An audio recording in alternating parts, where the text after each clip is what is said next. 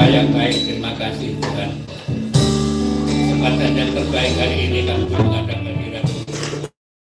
Kami bawa segala hidup kami di dalam tangan kuasa-Mu, segala pujian syukur kami naikkan hadirat Tuhan. Semua yang bisa kami buat kiranya berkenan untuk menyenangkan hati Tuhan. Terima kasih Tuhan, sebelum kami masuk akan kebenaran firman-Mu, Roh Kudus tolong ampuni segala salah dosa kami, baik tutur kata perilaku kami yang kurang berkenan di hati-Mu maupun sesama kami. Ya Tuhan, jangan Engkau selalu akan membawa kami lebih kepada yang jahat, tapi kami mohon Engkau selalu bersama dengan gereja-Mu untuk membawa kami makin dekat pada Tuhan. Terima kasih Bapak, kesempatan pagi hari ini kami siapkan hati kami untuk mendengar sebagian firman-Mu sehingga firman itu menjadi bagian kehidupan kami. Terima kasih Bapak, dalam nama Yesus Tuhan kami siap dan membaca firman Tuhan. Haleluya. Yang percaya katakan. Kami silakan duduk kembali. Shalom saudara. Ada sukacita? Pasti ya, kita selalu bersukacita. Puji Tuhan, pagi ini adalah bulan Agustus, minggu yang pertama, sekalipun tanggalnya sudah tanggal 6. Tentunya kita juga ingat sebentar lagi negara kita akan memperingati hari jadinya, yaitu kira-kira 10 tahun. Berapa ada yang ingat? 80? Ya sekitar itu ya, jadi kita sudah menikmati suatu kebebasan dari cengkeraman penjajah zaman dulu. Tentunya di antara kita ada yang mungkin bisa mengikuti pada waktu itu atau bukan, kayak apa rasanya dijajah, ya, kayak apa rasanya diperintah orang lain, dan tentunya semua kita rasakan. Tapi puji syukur kita telah mendapatkan suatu kebebasan dalam segala hal di dalam negeri ini, sehingga kita tanggal 17 nanti kita boleh memperingati hari kemerdekaan kita. Puji Tuhan Bapak sekalian, saya tidak akan bicara tentang kemerdekaan itu, tapi mari kita akan renungkan firman Tuhan pagi hari ini, dan mari kita akan lihat di dalam kitab Perjanjian Lama, yaitu kitab Mazmur pasal yang pertama. Yang bawa kitab maupun apa yang mungkin saudara bisa ikuti, silakan. Saya akan bacakan Mazmur pasal yang pertama, ayat pertama sampai ayat yang ke-6. Ya, tolong digunakan dulu. Mazmur pasal pertama, ayat pertama sampai ayat yang ke-6.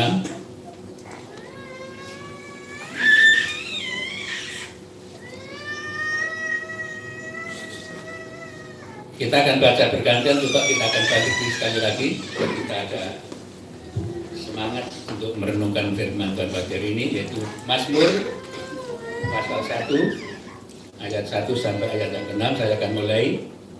Jalan orang benar dan jalan orang fasik. Berbahagialah orang yang tidak berjalan menurut nasihat orang fasik, yang tidak berdiri jalan orang berdosa, dan yang tidak duduk dalam kumpulan pencemooh.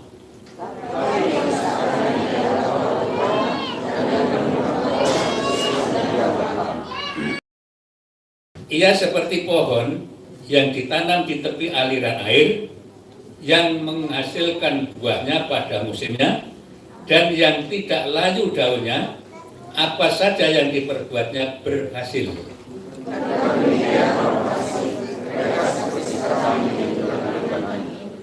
Sebab itu orang fasik tidak akan tahan dalam penghakiman, begitu pula orang berdosa dalam kumpulan orang benar.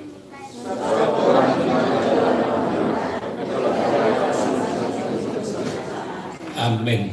Kami silakan duduk kembali.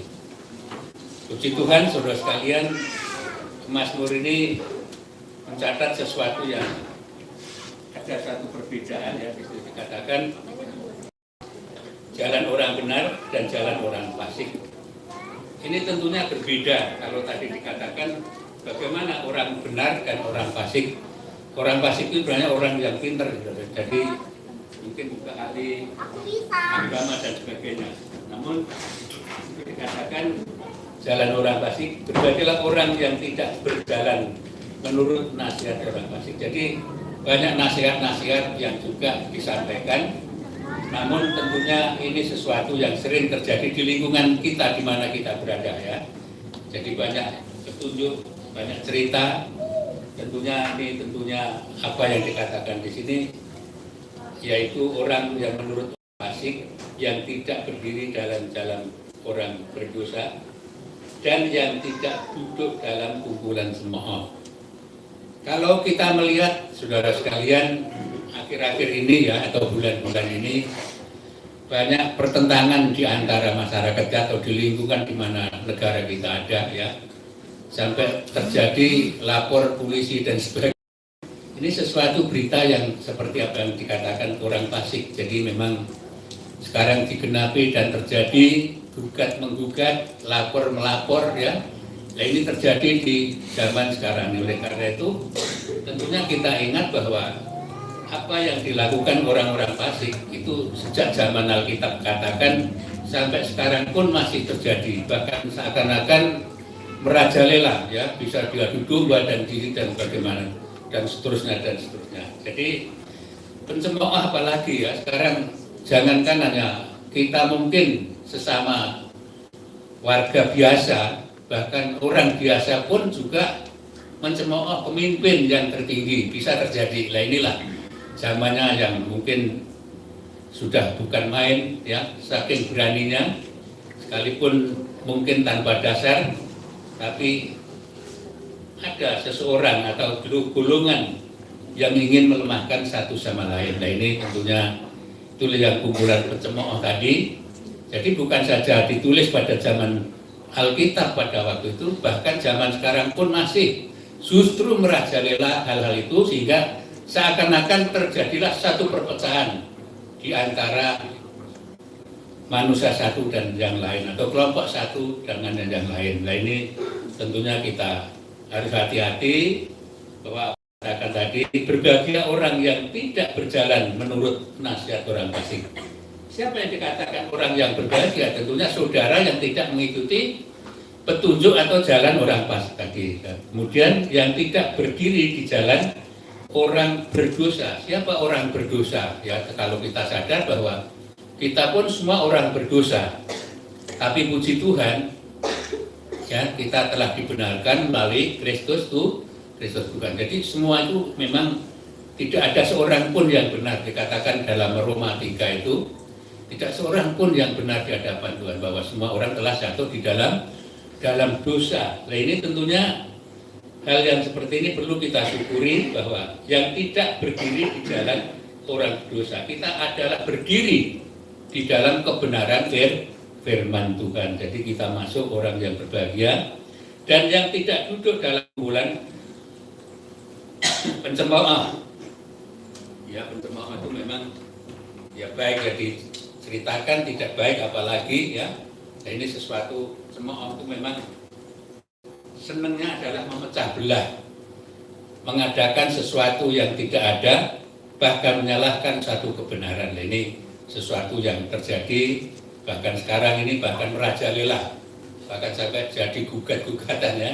Jadi kita harus bisa meneliti bagaimana saat hidup kita saat ini, di zaman akhir ini kita tinggal di mana letak kita ya. Tapi apa yang ada yang terus dikatakan, itu dikatakan, tetapi yang kesukaannya ialah Taurat Tuhan, ya, kesukaan. Mungkin di antara kita punya kesukaan, kalau boleh dikatakan, kalau Jawa, orang Jawa mengatakan kelangenan. Apa sih kelangenan? Kesukaannya apa sih? Ya saya punya suami, kesukaannya adalah sayur bayam misalkan, kesukaannya. Jadi suatu hal yang menjadi kesukaan atau sesuatu hal yang mungkin satu-satunya yang disukai, mungkin makanan maupun hal yang pakaian dan sebagainya, ini tentunya sesuatu yang berbeda ya. Tapi yang kesukaannya ialah Taurat Tuhan. Bapak Ibu Saudara sekalian, ini menjadi suatu hal yang sangat penting bagi gereja Tuhan. Jadi yang suka membaca firman dan suka beribadah pada Tuhan, itu yang dikehendaki oleh Tuhan. Berbeda dengan yang ayat di atas tadi ya, pencemooh dan sebagainya, tapi dikatakan tetapi yang kesukaannya ialah Taurat Tuhan, yaitu firman Allah. Suka sekali. Ini sesuatu yang perlu ditanamkan. Banyak orang menamakan dirinya orang Kristen, tapi jarang Alkitabnya itu dibaca, taruh di atas pipet ya, sampai debunya ngabul-ngabul ya. Ada nggak? Kalau ada, jangan sampai Alkitab itu dijauhkan ya. Diajak bicara. Itu Alkitab itu adalah sabda Tuhan. Kalau Bapak Ibu sekalian selalu merenungkan itu, berarti kita masih berkomunikasi dengan Tuhan. Jangan anggap itu buku mati, saudara sekalian ya. Itu adalah firman Allah. Kalau itu saudara sering buka itu dan membacanya, berarti kita masih berkomunikasi dengan Tuhan. Nah, disitulah ada kekuatan. Jadi katakan tadi, tapi yang kesukaannya ialah Taurat Tuhan, yaitu firman Allah. Mengapa saudara sekalian kita harus suka firman Tuhan?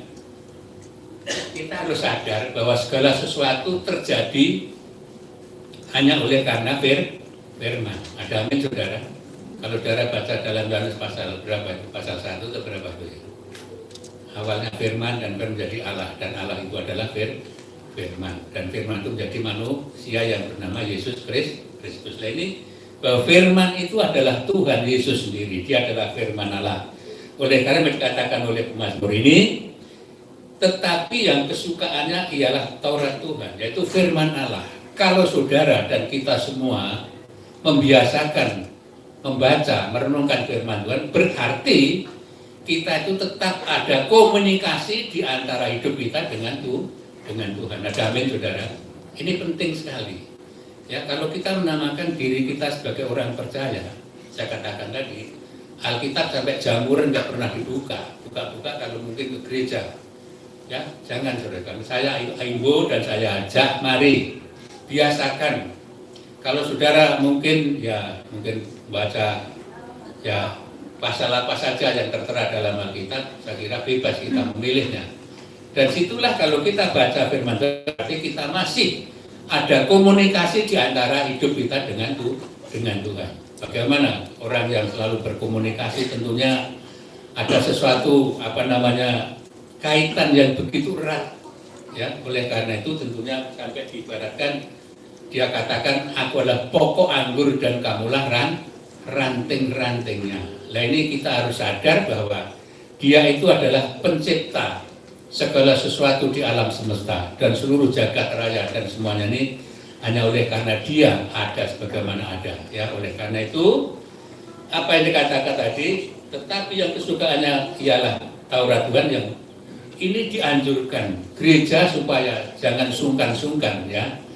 Mungkin ya adalah karena aku sibuk, buru-buru mau bekerja, saya kira tidak masalah. Tapi Tuhan tentunya mengingatkan kita agar kita punya hobi atau kesukaan. Kalau namanya kesukaan, saudara sekalian, tidak bisa digantikan yang lain. Ya, kesukaannya firman Tuhan. Ada juga orang yang kesukaannya ya biasanya kalau zaman masih ada koran yang keliling, itu sampai orang bisa numpuk beberapa lembar koran, dibaca terus setiap hari. Itu suatu hal yang juga menjadi sesuatu idolanya. Tapi gereja seharusnya kita punya idola tersendiri, yaitu firman Tuhan ya. Yang direnungkan kesukaannya ialah Taurat itu, dan yang merenungkan Taurat itu siang dan malam.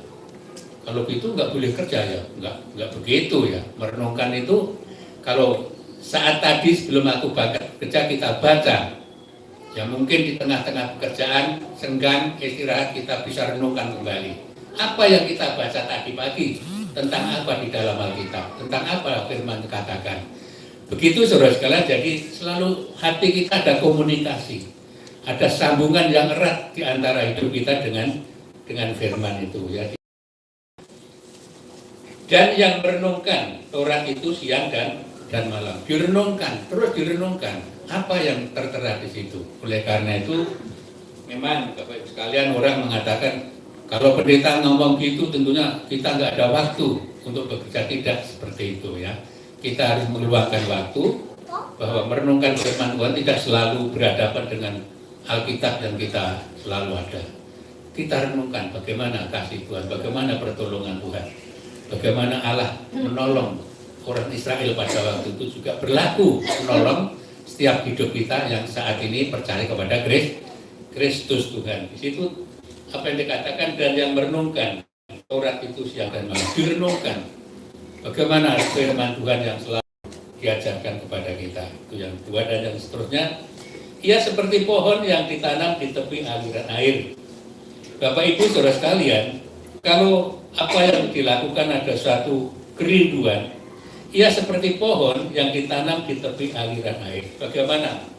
Kalau kita bisa menggambarkan, bisa membayangkan bagaimana kehidupan salah satu pohon yang mungkin di tempat yang gersang dan di tempat yang ada di pinggir kali pasti berbeda. Begitu juga tentunya dalam keimanan Kristen kita, ya, percaya kepada Kristus. Kalau kita tetap senantiasa seperti apa yang dikatakan tadi, tentunya kita akan mengalami suatu kesegaran. Kalau kesegaran rohani kita selalu dipupuk, disiram, maka di situ ada suatu kehidupan senantiasa dalam Tuhan. Itu katakan, tetapi yang kesukaannya ialah ayat 3, ia seperti pohon yang ditanam di tepi aliran air. Kita melihat bagaimana pohon yang ada di tepi aliran pasti tidak akan mengalami kering. Ya, sekalipun mungkin ada daun yang kuning bisa jatuh, memang itu waktunya jatuh. Biasanya daun seperti itu. Begitu juga dalam kehidupan kita. Kalau kita melekat, seperti ibaratkan dalam Yohanes pasal 15 itu melekat, sebagai ranting-ranting melekat kepada Tuhan. Saya yakin ada buah-buah yang bisa dinikmati, ya. Buah apa? Ya tentunya buah rohani dalam kehidupan kita. Oleh karena itu, apa yang dikatakan di sini juga ditanam di aliran air yang menghasilkan buahnya pada musimnya. Tepat waktu, ya. Bukan musim yang lepas daripada musim, tapi di situ katakan tepat waktu, ya. Air dan menghasilkan buahnya pada musimnya, dan yang tidak layu daunnya, dan apa saja yang diperbuatnya berhasil. Mari kita renungkan dengan baik. Kalau diibaratkan sebagai pokok dan ranting, kalau ranting itu jauh dari pokok pasti akan kering. Kalau kita renungkan dalam kehidupan kita sebagai orang yang percaya pada Kristus, kalau kita hanya musiman mungkin, ya, kalau ke gereja ya kalau tergerak ajalah kita ke gereja, dan seterusnya dan seterusnya. Nah, ini suatu hal yang akan mengalami kematian, kekeringan. Jadi akhirnya layu dan mati, ya. Jadi di situ dikatakan buahnya pada musim, akan mengeluarkan buah pada musimnya. Jadi ada keteraturan dalam apa yang Tuhan ajarkan di sini, ya, mengatakan yang menghasilkan buahnya pada musimnya dan yang tidak layu daunnya. Jadi tetap hijau, kalau boleh dikatakan daun pasti hijau, ya pasti subur, pasti akan bertunas terus. Nah, ini sesuatu gambaran bagaimana kehidupan rohani kita. Ya, kalau kita perhatikan kehidupan rohani kita sangat penting. Apalagi kalau kita melihat situasi dan kondisi zaman ini, saudara sekalian, seakan-akan tidak ada orang yang perlu firman Tuhan lagi, ya. Kalau saya mendengar berita di daerah atau di luar jagat kita, ya, mungkin di benua sana, yaitu banyak gereja yang kosong sekarang, ya. Kalau Pak Yosua kemarin juga singgung, banyak gereja yang beralih menjadi musola, menjadi masjid. Itu memang ternyata betul terjadi. Ketika kira-kira tahun 2011 atau 10, waktu saya ke Turki, saudara sekalian, itu salah satu gedung yang besar banget, itu dulu ada gereja Katolik yang terbesar di Turki. Akhirnya apa? Akhirnya bubar juga. Padahal di sana waktu itu adalah tempat pelayanan daripada Rasul Paulus. Ya, oleh karena itu gereja besar itu akhirnya sampai sekarang jadi tempat turis. Orang-orang yang ke Turki pasti jujurnya di situ, melihat situasi, dan memang cakep banget. Itu gereja itu besar sekali, ya. Kalau mungkin boleh dikatakan ada 300 panjangnya lebih mungkin. Besar banget. Nah, ini sesuatu hal yang terjadi. Dan itu memang dulu ceritanya adalah gereja Katolik. Kemudian dijadikan suatu pertemuan dan pertemuan dan penuh mungkin juga kalau boleh dikatakan untuk kegiatan umum. Kemudian beberapa waktu tahun yang lalu ada cerita bahwa gedung itu diambil oleh pemerintah. Nah ini Bapak sekalian memang ada sesuatu perubahan ya. Jadi memang itu terjadi dan apalagi sekarang juga banyak negara-negara Kristen yang berubah menjadi berubah, pokoknya berubah. Ya kalau tadi tempat ibadah mungkin untuk tempat bioskop dan sebagainya atau tempat ibadah yang lain, ini terjadi saudara. Jadi beberapa waktu saya melihat di di HP itu ya, saya melihat luar biasa. Gereja ini ternyata banyak yang mundur, ya, tidak maju justru mundur. Nah ini memang sesuatu hal yang terjadi, tidak bisa dipungkiri saudara sekalian. Tapi kita harus berpegang teguh bahwa gereja bisa mundur, tapi kita sebagai orang percaya harus tetap maju, ya. Sebab dia katakan keselamatan itu tidak ada yang lain kecuali dalam Kristus Tuhan. Nah ini tentunya bukan hanya mengenai agama, ya, tapi kita perlu keselamatan, Tapi orang lain, ya, yang dipegang adalah agama. Ya, agama yang mengajarkan atau menunjukkan sesuatu yang baik dan yang tidak baik, dan yang benar dan yang tidak benar. Tapi berbeda apa yang saudara dan kita imani, bahwa kita juga perlu agama, tapi juga perlu keselamatan. Kita harus tahu siapa yang memegang keselamatan itu. Ya, ada oknum yang namanya Yesus. Nah ini, jadi perbedaan di antara apa yang mereka katakan, kalau sudah menekuni agamanya pasti selamat, tidak. Ya, tapi kita nggak boleh bertentangan di sana, ya. Kita harus bisa menganalisa, memikir sendiri bahwa kita punya buku yang betul-betul menunjukkan bahwa keselamatan itu hanya di dalam Kristus. Ayat itu ada yang ingat, coba dicari Kisah Rasul pasal berapa itu? Itu ditunjukkan keselamatan itu tidak ada di mana-mana. Kisah Rasul pasal berapa itu? 12. Coba yang sudah ketemu dibaca Kisah Rasul 4 atau 12 atau sebaliknya ayat dan berikutnya mungkin. Kisah Rasul coba. Kisah Rasul 4 ayat 12. Demikian firman Tuhan. Dan keselamatan tidak ada di dalam siapapun juga selain di dalam Dia, sebab di bawah kolong langit ini tidak ada nama lain yang diberikan kepada manusia yang olehnya kita dapat diselamatkan. Yang percaya katakan amin. Di kolong langit berarti sak jagat raya, sak lumayan bumi, sak kuruping langit, tidak ada juru selamat selain Kristus Tuhan. Jadi bukan kita berpegang kepada agama, tapi kita perlu agama, juga perlu keselamatan. Bahkan keselamatan yang hakiki telah ditunjukkan hanya satu oknum yang namanya Yesus Kristus adalah Tuhan dan juru selamat kita. Oleh karena itu Bapak sekalian, memang zaman modern, zaman maju ini banyak pengajaran-pengajaran yang juga mengecoh keimanan kita, ya. Seakan-akan kita biar gudar, tapi kita harus betul-betul, saudara dan saya punya pakem yang namanya Alkitab. Oleh karena itu hargailah Alkitab, baca Alkitab itu. Ya, kalau saudara buka Alkitab berarti saudara bicara dengan Tuhan. Nah ini sangat penting. Ya, oleh karena itu kalau mungkin tidak biasa, mari kita belajar untuk membiasakan. Itu satu-satunya petunjuk yang pasti, ya, yang pasti. Baik itu petunjuk yang akan datang maupun yang sudah datang, maupun yang sudah terjadi maupun yang belum terjadi di situ. Oleh karena kita merupakan satu orang yang sangat berbahagia sekali. Ya, dikatakan tadi berbahagia. Kita duduknya adalah duduk yang benar. Kita bersama firman Allah, bukan dengan pencemooh, bukan dengan pendusta, ya. Ini sesuatu yang menjadi pedoman bagi kita sebagai orang yang percaya kepada Kristus. Maka tadi dikatakan seperti pohon yang ditanam di tepi aliran air yang menghasilkan buahnya pada musimnya. Jadi tepat waktu. Jadi apa yang dimaksud buah? Tentunya ya sesuatu kebaikan. Bagaimana kita sebagai orang yang percaya pada Kristus pasti berbuah. Buahnya apa? Ya untuk orang lain, ya. Apa sih yang dimaksud buah? Itu sesuatu hasil keimanan kita pada Kristus.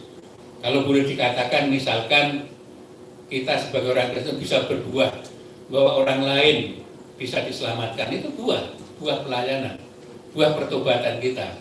Jadi artinya hidup kita juga bisa menjadi saluran berkat untuk orang lain di dalam keselamatan Kristus. Ada amin, saudara.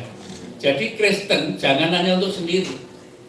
Kita perlu jabarkan. Maka di dalam Kisah Rasul itu kan dikatakan, kalau Roh Kudus turun di atas kamu, maka akan menjadi saksiku di Samaria dan sampai di ujung bumi. Kalau saudara baca Kisah Rasul pasal 1 ayat 8 itu jelas. Jadi saudara sekalian, itu suatu hal yang sangat jadi perhatian kita sebagai gereja Tuhan. Jangan mungkin aku sudah diselamatkan dengan keluarga aku kok, ya udah, tidak seperti itu. Kita punya kewajiban membawa yang lain. Berita keselamatan itu akan terjadi bukan hanya untuk keluarga kita, tapi di mana kita berada, di situ tentunya ada jabaran berita tentang kabar baik, yaitu keselamatan. Nah, ini penting sekali Bapak sekalian. Jadi menghasilkan buahnya, dan buahnya itu pada musimnya, dan yang tidak layu daunnya. Nah, ini sesuatu gambaran bahwa kalau batang atau dahan yang selalu menempel pada pokok, maka tentunya dikatakan tidak akan mengalami layu. Apa sih yang dikatakan layu? Yaitu suatu hal yang mungkin di luar dugaan kita, ada pencobaan segala macam. Jadi misalkan jadi bukan buahnya pada musimnya, dan yang tidak layu daunnya. Jadi tetap ada kesegaran. Saya yakin ya, kalau kita sebagai orang percaya, apa yang saya katakan tadi, mau merenungkan firman Tuhan, pasti ada kesegaran. Sekalipun dunia hiruk pikuk, ya tentunya kita tetap bugar. Saya pernah dulu, saudara sekalian, ya, jadi sampai orang mengatakan zaman reses apa ya, kira-kira saya masuk di sini kira-kira 3 tahun kemudian, di situ ada kesulitan, jadi banyak orang, teman-teman dari Cilacap itu datang ke rumah. Orang pada gersang, pada apa susah. Pak Andreas itu apa sih resepnya? Kok tenang ya? Jadi saya bukan ngomong yang sembarang ngomong, jadi dia itu tanya resepnya. Resepnya apa aja hidup? Kok bisa tenang terus? Padahal situasi dan kondisi, kalau sebagai kuli bangunan, saya katakan, ya sebulan kerja, 3 bulan nggak kerja, coba saudara bisa bayangkan. Tapi dalam hati kita tenang, nggak gundah.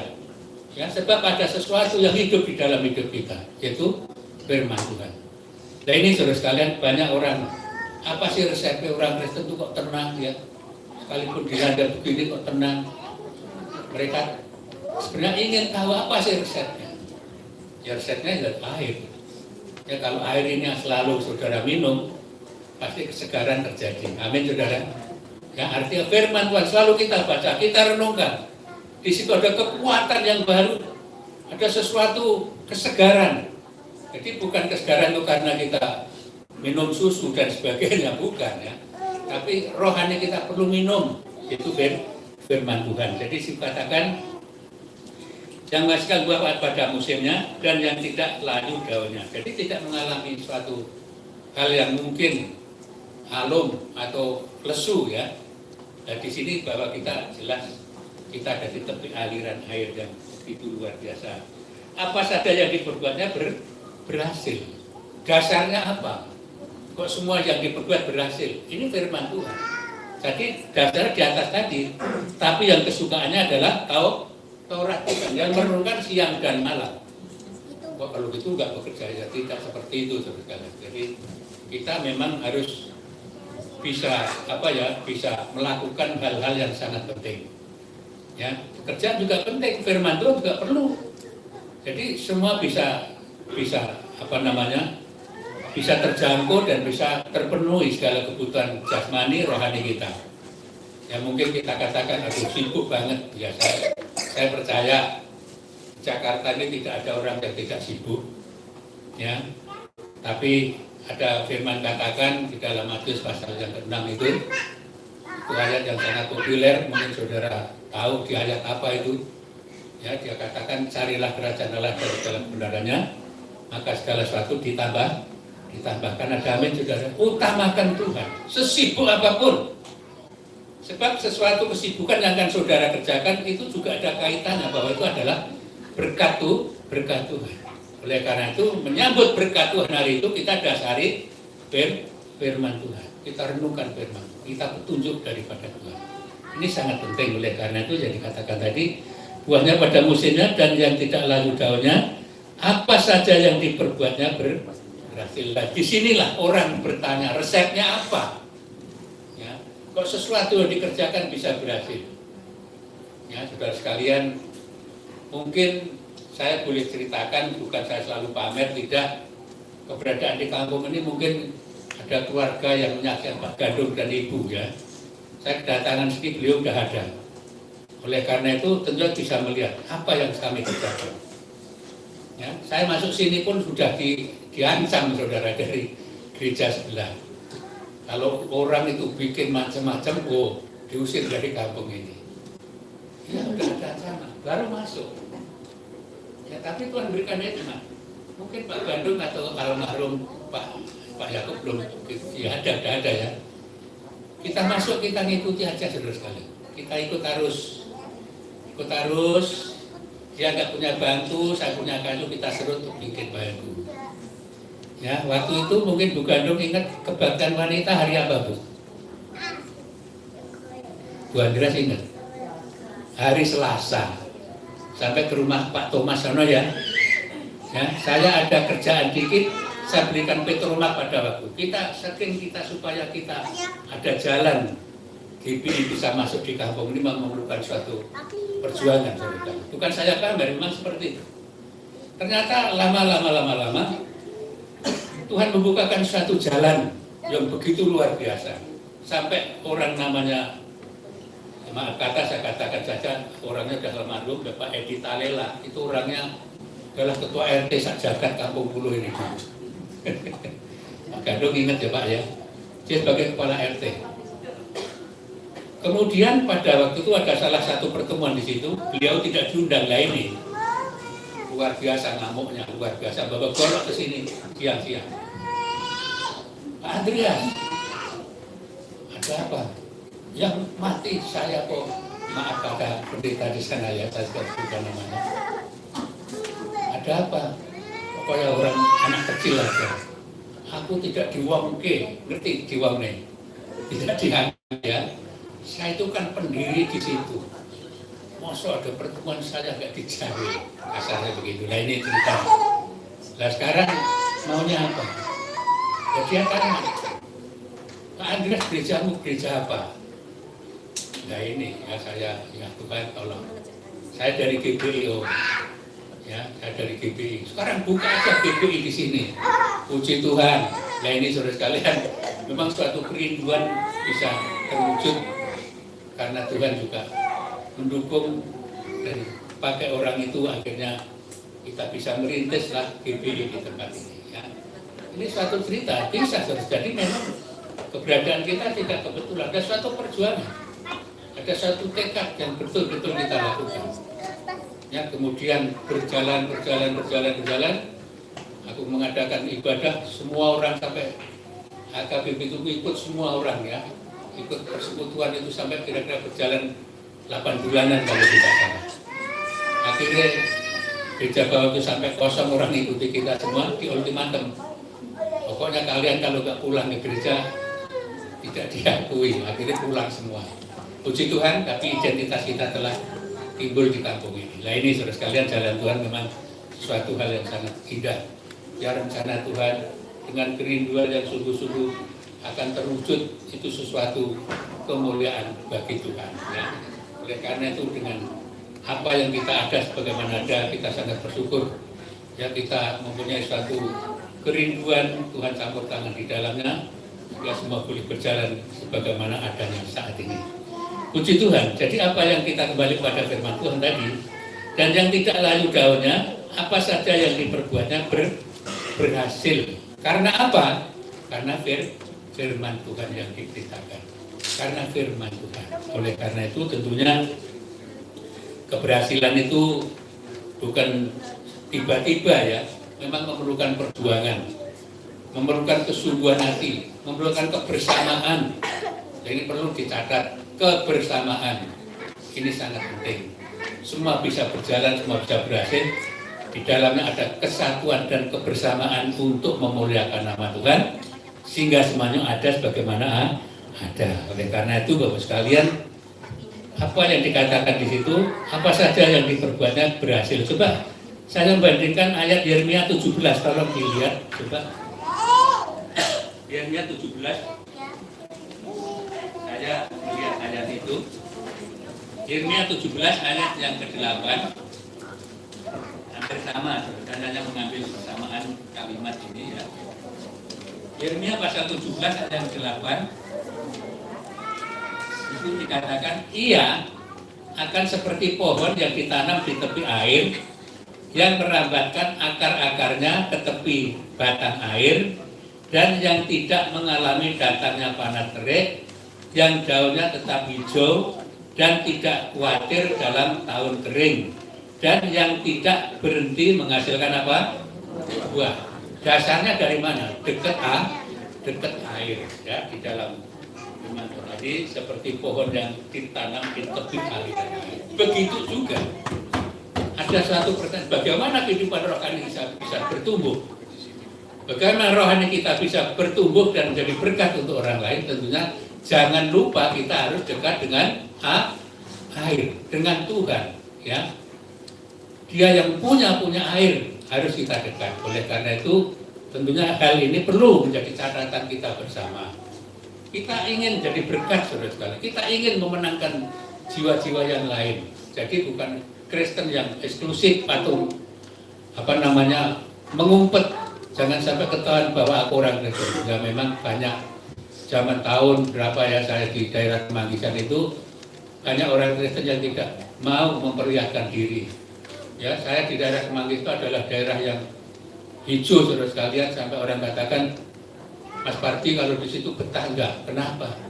Itu orang galak-galak, ya, orangnya sinis kalau sama orang Kristen. Ya, yang penting saya berbuat baik. Ternyata tidak, saudara sekalian.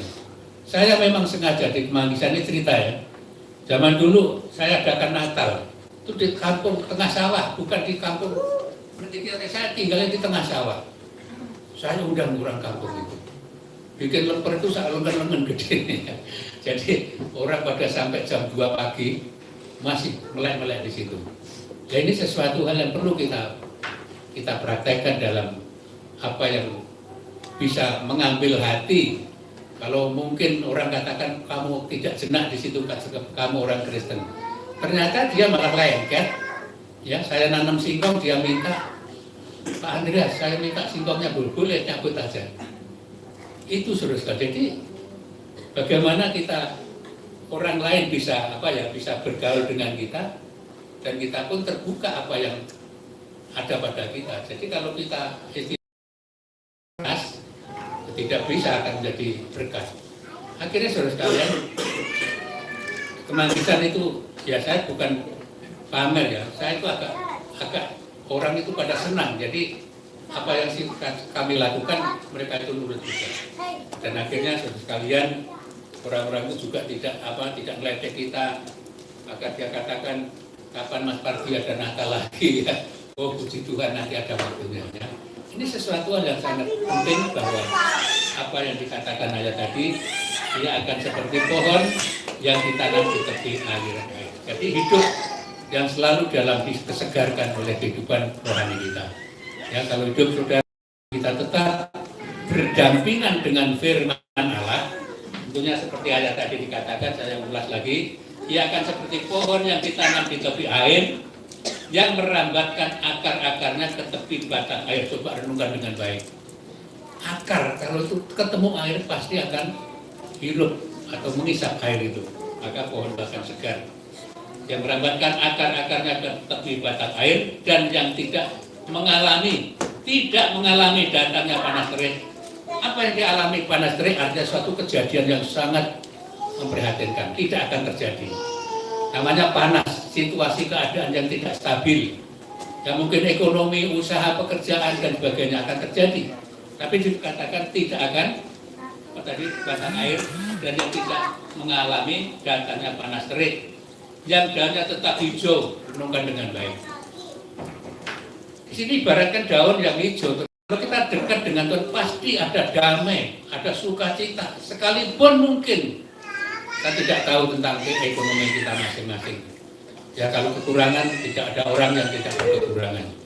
Tapi kalau hatimu, hati kita ada firman Allah, saya yakin pasti ada sukacita. Amin saudara. Saya katakan pasti sebab firman Tuhan tidak mudah-mudahan. Kalau hati kita ada firman Tuhan luar biasa. Hati kita pasti ada nyanyian, ada sukacita. Bukan cemberut terus. Ya, jangan terus kalian. Jadi memang ada sesuatu berbeda. Dan yang tidak mengalami datangnya panas terik, ya, sekalipun ada kesulitan apapun, ya kita masih terhindar. Itu katakan tidak mengalami, berarti tidak mengalami dalam keadaan panas terik, situasi yang genting. Ini firman Tuhan. Kalau kita dekat dengan Tuhan tadi, ya luar biasa. Tadi terus katakan tidak mengalami panas terik, yang daunnya tetap hijau, yang tidak khawatir dalam tahun kering, dan yang tidak berhenti menghasilkan buah. Sekalipun dalam situasi kondisi dunia mungkin menjerit, tapi anak-anak Tuhan masih bisa bertahan, masih bisa berbuat, mengucap syukur kepada Tuhan. Amin saudara. Ini sesuatu yang tidak mudah. Dasarnya apa tadi? Adalah firman. Kalau firman ada dalam hati, ya, oleh karena itu kita sangat ditantang sekali. Kalau Allah di pihak kita, siapa akan melawan kita? Ya, ketelanjangan, kelaparan, maut sekalipun, pedang pun tidak akan mengalahkan kasih Kristus. Tapi kita betul-betul diimani bahwa firman Tuhan itu ya dan amin. Si Tuhan, saudara sekalian, ini sesuatu yang sangat penting bagi kita sekalian. Karena itu, tentunya bagaimana semua itu bisa terjadi, kita harus minta kepada Tuhan. Coba ayat yang terakhir, coba dibuka ayat 15 sebagai penutup renungan pagi hari ini. Yohanes 15, ayat ini ayat yang sangat terkenal juga, tapi perlu kita imani. Ayatnya yang ke-7, di situ dikatakan Yohanes 15 ayat yang ke-7, jikalau kamu tinggal di dalam aku dan firmanku tinggal di dalam kamu, ya, mintalah apa saja yang kamu lagi dan kamu akan menerimanya. Ya, kita katakan amin. Yang minta, ya kita sungkan untuk minta, ya. Ya tentunya mari kita juga minta bersama-sama.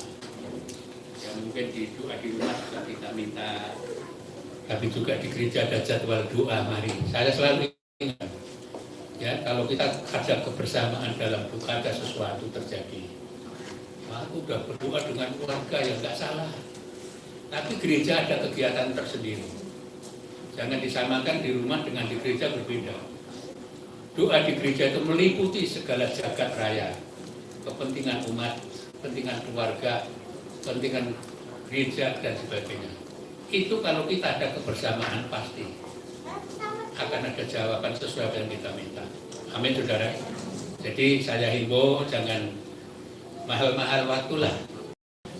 Kalau hari Rabu kemarin ada beberapa orang, mari tingkatkan. Memang doa itu berat.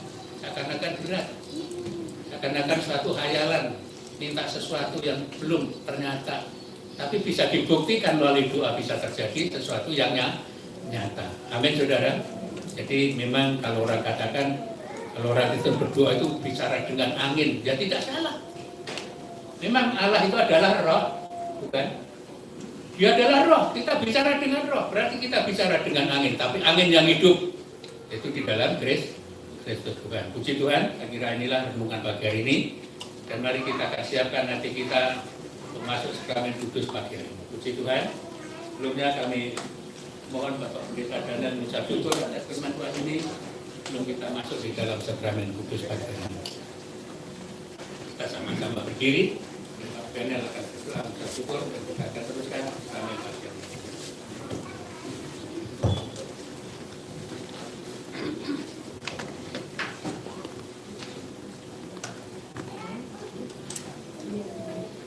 Terima kasih Bapak Surgawi untuk firman Tuhan pagi hari ini yang mengingatkan kembali kami untuk terus hidup bersama dengan Engkau.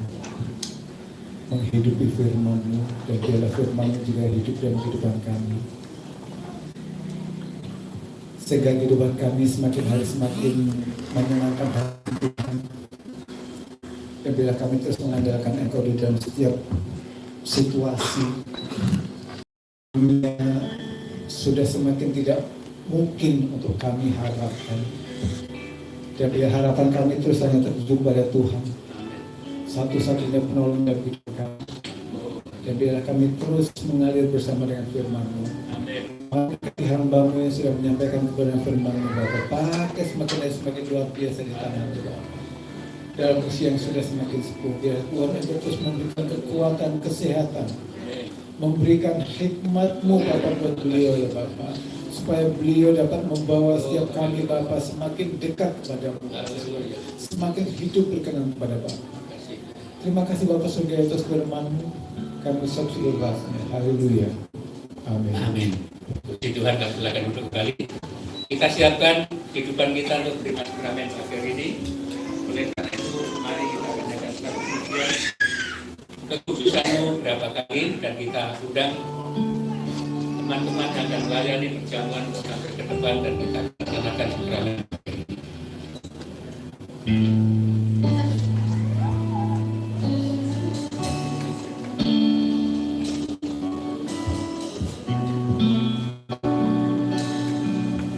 Kekudusan-Mu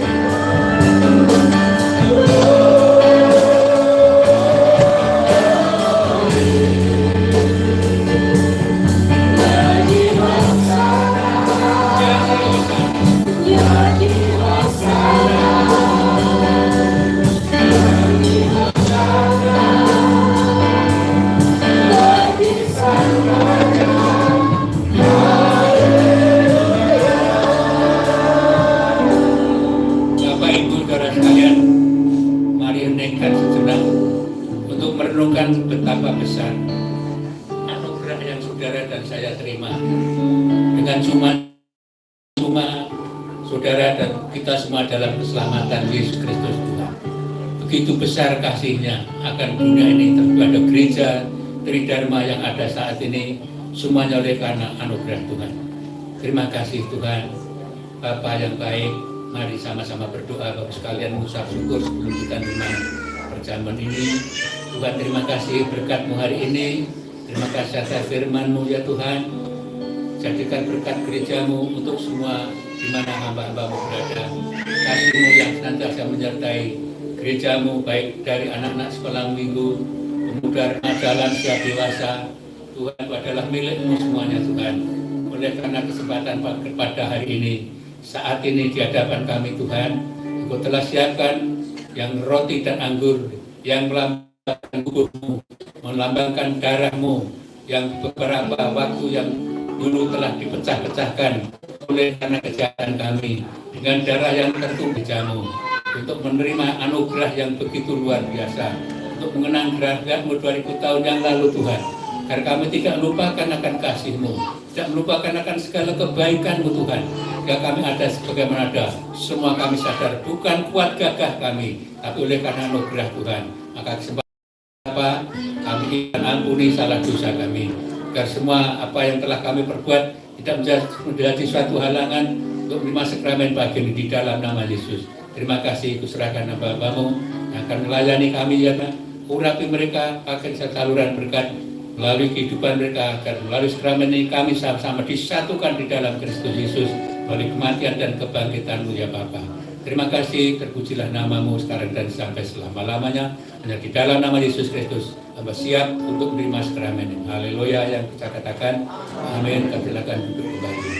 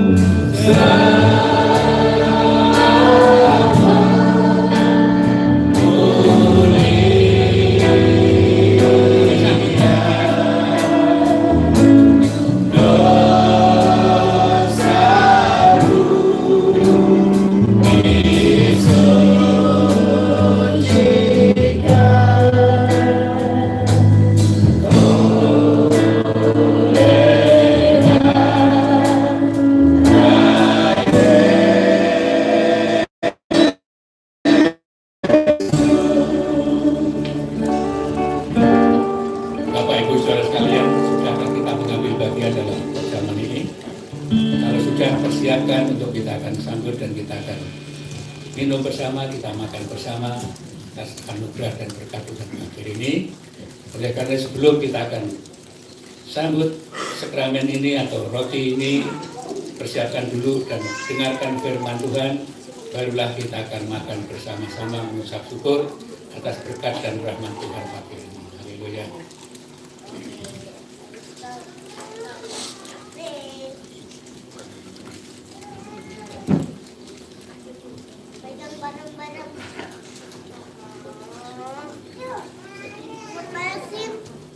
Bapak Ibu Saudara sekalian, persiapkan cawan yang ada di tangan atau roti di tangan saudara. Dengarkan firman Tuhan dan barulah kita akan makan bersama-sama.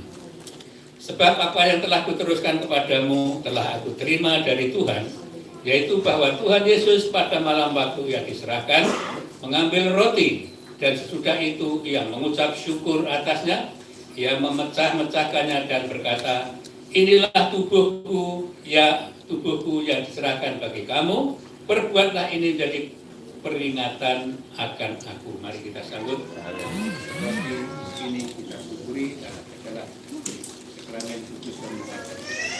Salam.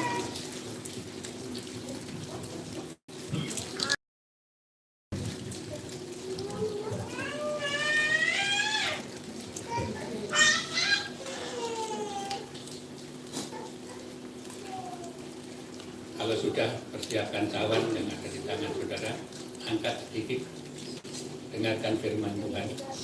Demikian juga yang mengambil cawan, sudah makan lalu berkata, cawan ini adalah perjanjian baru yang dimeteraikan oleh darahku, perbuatlah ini setiap kali kamu meminumnya menjadi peringatan akan aku. Mari kita sambut dengan syukur.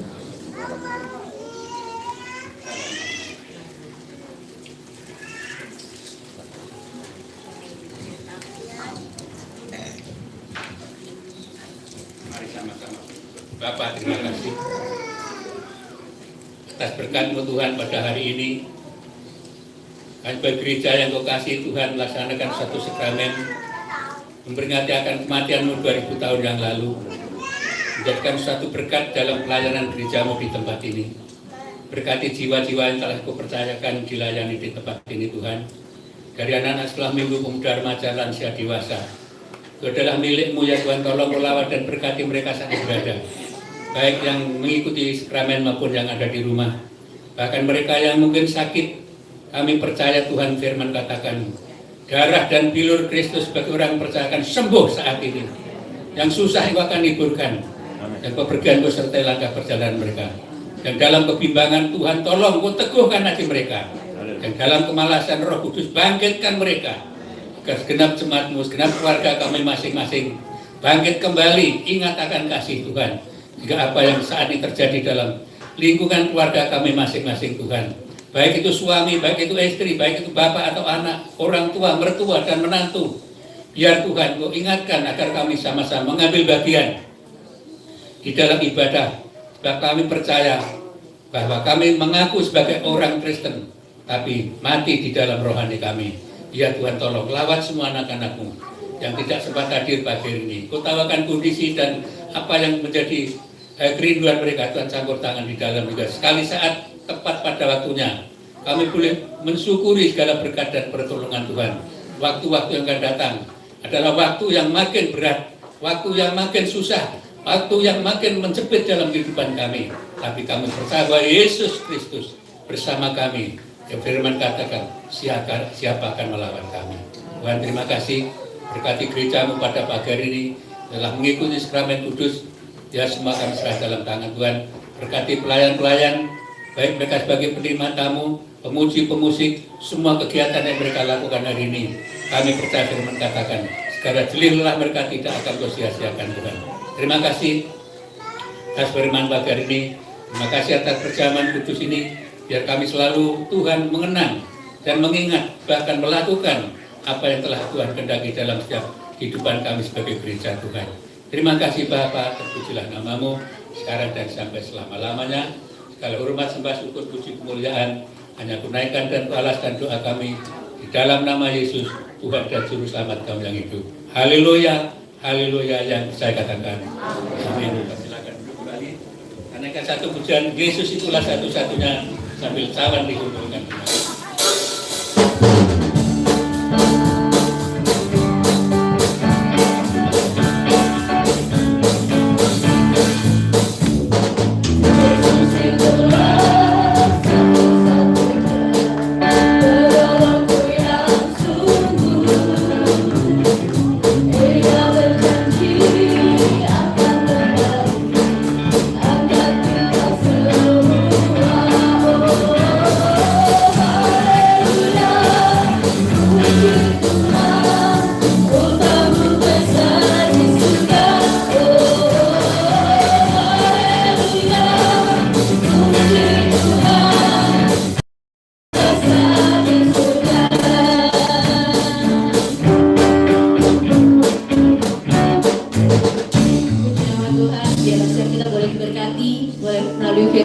pada pagi hari ini. Terima kasih buat hamba-Nya yang sudah membawakan firman Tuhan. Diberkati berlipat-lipat kali ganda. Kita akan memberikan persembahan kita yang kedua. Saya persilakan kepada yang bertugas. Kita akan nyanyikan pujian sekarang. Yesus itulah satu-satunya.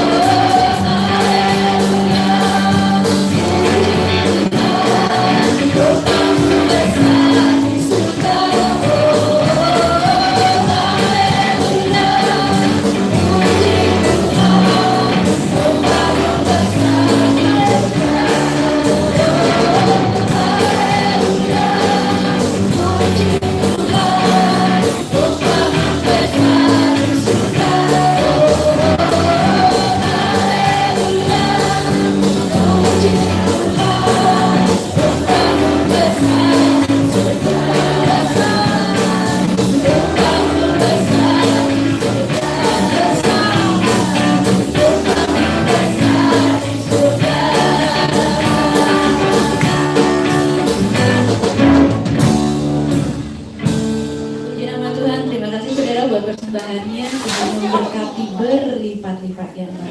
Amin. Haleluya. Baik, saya akan membacakan pengumuman untuk satu minggu ini di jadwal ibadah kita. Jam-jam doa kita di hari Rabu ada kebaktian doa jam 7 malam di gereja. Dan di hari Sabtu ada ibadah WBI jam 9 pagi dari gereja. Dan nanti malam harinya ada ibadah FPBI di gereja juga. Untuk pengumuman selanjutnya, kita masih mau bawa dalam doa untuk setiap saudara-saudara kita jemaat yang sakit. Kalau saya dengar Bapak Kiatno masih dirawat dan dipindah di seluruh rumah sakitnya, mari kita bawa doa dalam untuk kesembuhannya, pemulihannya, biar Tuhan berikan kesembuhan yang sempurna buat Bapak Kiatno. Mungkin ada tambahan pengumuman dari BBI? Tidak ada. Mari saudara, kalau tidak ada, kita akan akhiri ibadah sekarang. Selamat ulang tahun. Selamat ulang tahun buat Naila di 31 Juli. Dan Ibu David Basri di 5 Agustus kemarin. Selamat ulang tahun, Tuhan memberkati. Cinta Tuhan lebih lagi ya. Kesetiaan Tuhan berikan lebih lagi ya. Mari kita satu dalam doa, saudara. Segala puji dan hormat syukur Bapa kami panjatkan di hadapan-Mu. Kami mengucap syukur buat hari yang sudah Tuhan berikan buat kami hari ini. Kami boleh bersekutu bersama untuk memuji dan meninggikan nama-Mu, untuk menyembah Tuhan. Terlebih kami boleh belajar firman Tuhan. Kami mengucap syukur untuk kesempatan yang Kau berikan buat kami Tuhan. Terima kasih buat berkat yang Kau berikan buat kami hari ini. Kesehatan, sukacita, damai sejahtera. Terima kasih Tuhan yang Kau berikan buat kami. Kami berserahkan setiap pribadi-pribadi kami ke dalam tangan-Mu. Tuhan, kami mengucap syukur buat hari ini. Kau berikan kesehatan buat kami sehingga kami boleh memuji Tuhan. Kami boleh menyembah Tuhan. Bapa, kami berdoa buat yang berulang tahun hari ini di tanggal 31 dan tanggal 5 Agustus kemarin Tuhan. Tuhan memberkati Ibu Sri dan Tuhan berkati Naila dalam usia mereka yang baru. Tuhan berkati dalam kesetiaannya, dalam segala kerinduannya, segala apapun yang menjadi kerinduannya Kau nyatakan dalam kehidupannya. Biarlah kehendak-Mu yang terjadi dalam kehidupan mereka. Terlebih Tuhan, semuanya kami serahkan ke dalam tangan-Mu. Setiap jemaat-Mu, mulai dari anak-anak sekolah minggu hingga lansia Tuhan, kami serahkan ke dalam tangan-Mu. Kau tahu apa yang menjadi pergumulan kami, kerinduan kami, apa yang menjadi kebutuhan kami. Kami percaya Tuhan akan cukupkan itu semua. Tuhan akan berkati kami semua. Tuhan akan memberikan kami semua berkat yang begitu luar biasa ya Bapak. Kami berdoa khusus untuk saudara-saudara kami yang sakit hari ini Tuhan. Kami berdoa buat Bapak Kiatno saat ini Tuhan, dalam segala kesehatannya Tuhan. Jamah beliau Bapak, berkati beliau Tuhan. Apapun yang menjadi penyakitnya saat ini, kami berdoa mujizat boleh terjadi, kesembuhan terjadi Tuhan. Di dalam nama Tuhan Yesus, segala organ-organ tubuh yang mungkin sudah menurun fungsinya, di dalam nama Tuhan Yesus, Tuhan tolong perbaiki, Tuhan tolong sempurnakan, sehingga organ-organ tubuh ini boleh berfungsi dengan baik lagi Tuhan, sehingga kesembuhan boleh Pak Kirno dapatkan, sukacita boleh beliau dapatkan, kekuatan-Mu Tuhan, terlebih dalam nama Tuhan Yesus Engkau mampukan Bapak. Berkati dokter, berkati perawat, berkati obat-obatan, semuanya kami serahkan ke dalam tangan-Mu. Bilur-Mu menjamah, mendatangkan kebaikan buat Bapak Kiatno Tuhan. Di dalam nama Tuhan Yesus, Kau berkati ya Bapak. Juga keluarganya berikan kekuatan, berikan kesabaran, berikan roh tenang, damai sejahtera Tuhan, sehingga boleh merawat Bapak Kiatno dengan baik. Segala apapun keputusan yang diambil boleh Tuhan turut campur tangan. Di dalam nama Tuhan Yesus, Engkau memberkati, berkati kesehatan mereka juga Tuhan. Di dalam nama Tuhan Yesus, Tuhan, kami percaya Bapak, Tuhan punya rencana yang indah buat keluarga ini. Engkau akan jamah keluarga ini Tuhan. Melalui kesakitan, melalui sakit Bapak Kiatno, ada kemuliaan-Mu Tuhan yang boleh menjadi terjadi dalam keluarga ini Bapak. Kami percaya Tuhan, kuasa-Mu dinyatakan, mujizat-Mu dinyatakan, sehingga keluarga besar boleh melihat mujizat-Mu, kasih-Mu boleh mengalir bagi Bapak Kiatno ini Tuhan, sehingga Bapak Kiatno boleh menjadi berkat, nama-Mu dimuliakan, nama-Mu yang ditinggikan Tuhan. Nyatakan kuasa-Mu bagi keluarga ini ya Bapak. Terima kasih Tuhan. Buat saudara-saudara kami yang lain Tuhan, yang mungkin tanpa kami ketahui juga ada yang sakit Bapak. Buat Eva, di dalam nama Tuhan Yesus, Tuhan tolong memberkati semuanya Tuhan. Pulihkan segala kekuatan mereka, kesehatan mereka. Nyatakan kuasa-Mu buat mereka, kesembuhan boleh mereka dapatkan saat ini. Ada damai sejahtera, ada kekuatan yang baru buat mereka ya Bapak. Terima kasih Tuhan. Terima kasih ya Yesus. Kami berdoa Bapak buat bangsa dan negara kami serahkan semua ke dalam tangan-Mu Tuhan. Biar bangsa dan negara kami boleh ada keamanan, boleh ada ketertiban Tuhan, ada damai sejahtera. Di dalam nama Tuhan Yesus, Engkau memberkati daerah-daerah yang ditimpa bencana saat ini Tuhan, tolong berkati. Kami rindu ada pemulihan boleh terjadi ya Bapak. Pemimpin-pemimpin kami yang Kau percayakan untuk memimpin bangsa ini Tuhan, dari tingkat tertinggi hingga tingkat terendah, di dalam nama Tuhan Yesus, roh takut akan Tuhan ada di dalam hidup mereka, sehingga tanggung jawab mereka boleh mereka kerjakan dengan sebaik-baiknya. Mereka nggak hanya menuntut hak mereka, tapi mereka boleh menjalankan kewajiban mereka dengan sebaik-baiknya Bapak. Di dalam nama Tuhan Yesus, Tuhan tolong berkati ya Tuhan, keamanan boleh terjadi ya Bapak. Di dalam nama Tuhan Yesus Kau memberkati. Kalau tahun depan mungkin sudah ada pemilihan Tuhan, tahun ini sudah mulai memanas Tuhan. Di dalam nama Tuhan Yesus, Tuhan tolong berikan keamanan buat bangsa dan negara kami. Segala pecah belah, segala roh-roh yang berusaha untuk menghancurkan bangsa ini Tuhan, yang berusaha untuk mementingkan kelompok mereka sendiri, di dalam nama Tuhan Yesus, Tuhan tolong memberkati. Tuhan tolong nyatakan yang salah adalah salah, yang benar adalah benar. Persatukan setiap kami nggak gampang diadu domba, kami nggak gampang dihancurkan oleh berita-berita hoax Tuhan. Di dalam nama Tuhan Yesus, Kau nyatakan Tuhan, begitu banyak berita-berita di internet yang berusaha untuk memecah belah kami Tuhan. Di dalam nama Tuhan Yesus, Tuhan tolong berikan damai sejahtera, roh tenang di setiap hati kami, agar kami tidak mudah untuk marah, tidak mudah untuk terpancing Tuhan. Di dalam nama Tuhan Yesus, Tuhan tolong memberkati ya Bapak. Terima kasih Tuhan. Terima kasih ya Yesus. Kami serahkan Tuhan setiap kami pribadi ke dalam tangan-Mu. Kalau sebentar kami akan pulang ke rumah kami masing-masing dekat, Tuhan tolong lindungi langkah perjalanan kami sepanjang aktivitas hari ini. Tuhan tolong lindungi kami juga. Terima kasih Kau berkati setiap kendaraan yang boleh kami gunakan. Kami boleh sampai di rumah dengan selamat tanpa kekurangan suatu apapun. Kami serahkan semua ke dalam tangan-Mu ya Bapak. Terima kasih Tuhan. Terima kasih. Kami juga berdoa buat gembala kami di tempat ini Tuhan, sebagai pemimpin kami di gereja ini Bapak. Engkau memberkati beliau dalam masa tuanya. Hikmat daripada Tuhan, kuasa-Mu, Roh-Mu Tuhan melingkupi beliau untuk memimpin kami, untuk lebih lagi mencintai Engkau lebih lagi, menjadi contoh buat kami, menjadi teladan buat kami. Di dalam nama Tuhan Yesus, Engkau berkati keluarganya, Engkau berkati semua kerinduannya. Kami serahkan ke dalam tangan-Mu Tuhan. Melalui kehidupannya kami percaya Tuhan, nama-Mu dipermuliakan, nama-Mu ditinggikan, dan semakin banyak orang boleh mengenal kasih-Mu melalui kehidupan beliau. Terima kasih Bapa, terima kasih Tuhan. Kami serahkan doa ini hanya ke dalam tangan-Mu, hanya di dalam nama Tuhan Yesus kami berdoa. Mari saudara, saya undang saudara untuk bangkit berdiri. Mari kita berdoa Bapa kami. Dalam surga, dikuduskanlah nama-Mu, datanglah kerajaan-Mu, jadilah kehendak-Mu di bumi seperti di surga. Berikanlah kami dan ampunilah kami akan kesalahan kami, seperti kami juga mengampuni orang yang bersalah kepada kami. Dan janganlah membawa kami ke dalam pencobaan, tetapi lepaskanlah kami daripada yang jahat. Karena Engkau yang mempunyai kerajaan dan kuasa dan kemuliaan sampai selama-lamanya. Terima kasih Bapak atas segala pimpinan dan penyertaan-Mu dalam ibadah kami dari awal sampai pada akhirnya. Sekitar kami akan tinggalkan ruang ini Tuhan, untuk kami kembali ke tempat kami masing-masing. Tuhan tolong tuntun langkah kami, pegang tangan kami pribadi lepas pribadi, hingga esok hari kami boleh menunaikan tugas kami masing-masing yang penuh pimpinan dan berkat Tuhan melimpah, sehingga nama Tuhan dipermuliakan. Terima kasih Tuhan, terima kasih saudara sekalian. Sekarang arahkan hatimu, Tuhan berkenan memberkati kita sekalian. Gereja Tuhan yang dikasihi Yesus Kristus, pulanglah dengan sukacita. Terimalah olehmu berkat dari Tuhan. Tuhan memberkati engkau dan melindungi engkau. Tuhan menyinari engkau dengan wajahnya dan memberi engkau kasih karunia. Tuhan menghadapkan wajahnya kepadamu dan memberi engkau damai sejahtera. Dengan rahmat Allah Bapa, serta kasihnya Tuhan Yesus Kristus, serta tuntunan Roh Kudus, dari saat ini juga sampai Maranatha datang kembali, membawa gerejanya masuk ke kekal bersama Dia sampai selama-lamanya. Yang merasa diberkati Tuhan, mari kita katakan amin. Terima kasih.